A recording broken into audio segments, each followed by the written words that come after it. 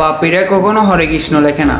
আমি তো বড় পাপী, যাই হোক। আর আপনি যদি পাপী না হয়ে থাকেন তাহলে এই ভিডিওতে হরে কৃষ্ণ লিখে যাবেন। কেন আপনি ভাই পাপী?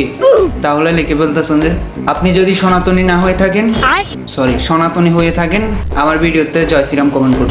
না হলে আপনি কখনো সনাতন নিতে পারেন না, কখনোই না। কিভাবে ধর্ম নিয়ে ব্যবসা করা যায় এমন একটা কন্টেন্ট দিতে হবে যে কম মানুষ কমেন্ট করে বেশি। সনাতন ধর্মের ছেলে মেয়েরা নাকি জয় শ্রীরাম বলতে ভয় পায়। আমি দেখবো আমার ভিডিওতে কতজন জয় শ্রীরাম। এগুলো বললে কি পাইলেন না, এটাই ঠিক। আরেকটা দিতে হবে যেতে করে ভাইরাল হয়ে যায়। আমি সনাতনী ভিডিও করে দেখি অন্য ধর্মের মানুষরা আমাকে ওয়ার্নিং মারে। একটু সাপোর্ট করে দিবেন, কপি লিঙ্ক করে দিবেন, একটা কমেন্ট করে দিবেন, ভিক্ষা প্লিজ ভিক্ষা। আসলে ভাই কোনো কিছু না, অন্য ধর্মে কেউ রিপোর্ট মারবে। আলাদা মানে কি লাইক ভিউজ জানদার লাগে কত যে। আর আপনারা কি ভাই, আপনারা কি আমার বুঝান। কি একজন বললো আমার ভিডিওতে হরে কৃষ্ণ কমেন্ট করেন, না হলে আপনি হিন্দু না। কেন ভাই? তার ভিডিওতে কেন করতে হবে?